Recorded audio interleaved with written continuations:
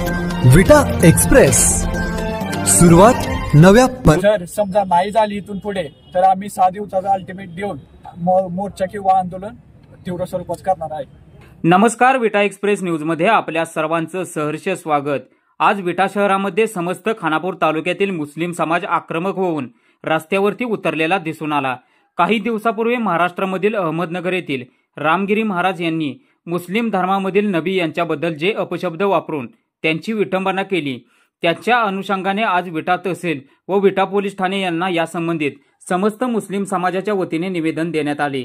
रामगिरी महाराज यांच्यावरती गुन्हा दाखल होऊन त्यांच्यावरती कठोर कारवाई व्हावी यासाठी समस्त खानापूर तालुक्यातील मुस्लिम समाज बांधवांच्या वतीने निवेदन देण्यात आले।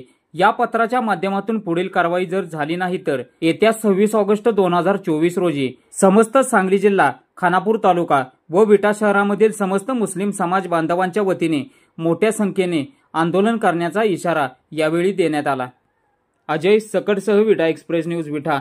विटा या ठिकाणी तहसीलदार आणि पोलीस स्टेशनला निवेदन देऊन आम्ही मुस्लिम समाजाच्या वतीनं त्यांच्यावर कठोर कारवाई करण्यासाठी सांगितले आहे। जर समजा नाही झाली इथून पुढे तर आम्ही 6 दिवसाचा अल्टिमेट देऊन मोर्चा किंवा आंदोलन तीव्र स्वरूपात करणार आहे। कुठून आला होता मुस्लिम समाज? सांगली जिल्ह्यातून आलाय का?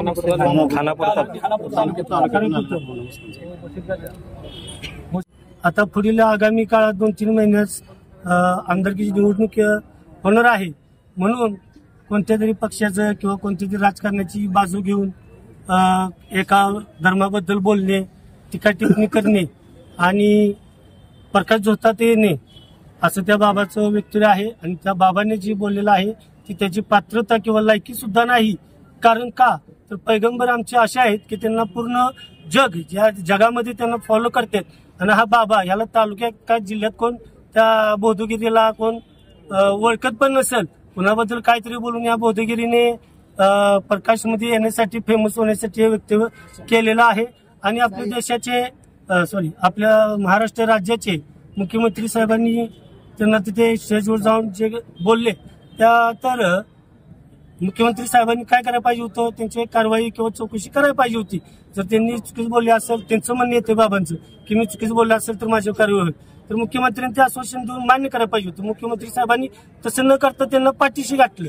तर ज्या मुख्यमंत्री खुर्चीवर ज्यावेळेस जो व्यक्ती बसतो तो एका पक्षाचा किंवा एका जाती एका धर्माचा नसतो, तर तो मध्ये मुस्लिम समाजाच्या ज्या नबींचं आम्ही नाव घेताना सुद्धा आदरानं नाव घेतो, ज्यांनी शांतीचं प्रतीक समाजाला दिलं, त्या नबीबद्दल अपशब्द म्हणून एकेरी उल्लेख करून त्यांच्याबद्दल घाण शब्द वापरलेत असं त्या गगनगिरी महाराज आहेत त्यांच्यावर कडक रामगिरी महाराज आहेत त्यांच्यावर कडक कारवाई करावी एवढीच विनंती आहे आमची।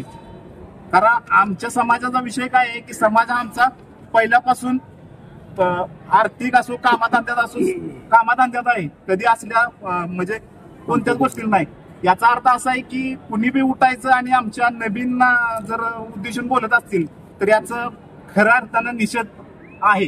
त्याबद्दल तुम्ही तुमच्या प्रशासनाला सांगून आमच्या समाजाला न्याय मिळावा एवढी तुमच्याकडे अपेक्षा आणि त्यांना लवकरात लवकर अटक व्हावी हे आमच्या समस्त मुस्लिमांच्या वतीनं आज आम्ही निवेदन स्वरूपात तुम्हाला कागदपत्रे देत आहोत। आणि जर त्यांना अटक झाली नाही तर 6 दिवसानंतर आम्ही मरण उपोषण किंवा मोर्चा या स्वरूपामध्ये आम्ही मोठं नियोजन करू।